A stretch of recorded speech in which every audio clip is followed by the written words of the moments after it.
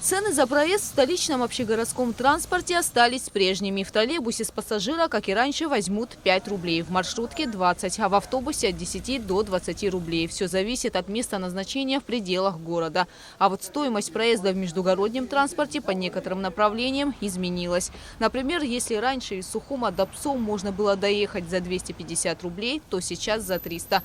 Приехать из столицы в Гагру сейчас можно за 250 рублей, в Гал и Ткварчал – за 200. Водители оправдывают это повышением цен на топливо. Однако официального решения этого вопроса пока нет. Поэтому стоимость проезда в общественном транспорте должна оставаться прежней. На проезд на сегодняшний день повышения еще нету. Нету постановления Кабмина. До того, как постановление не вступит в силу, повышения не будет. В городском режиме работы на сегодняшний день изменений по повышению на проезд нету ни в каком виде транспорта.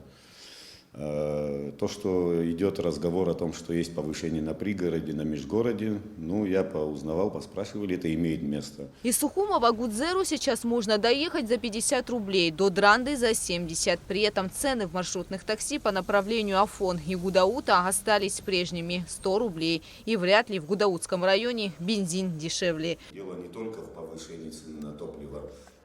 На протяжении последних 3, 4, 5 лет идет повышение цен на комплектующие, на расходники, на автошины.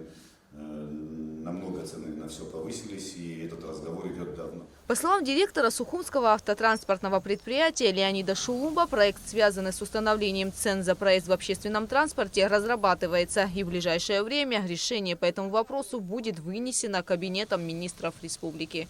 Кукса Вардания, Инна Лугухава, Абхазское телевидение.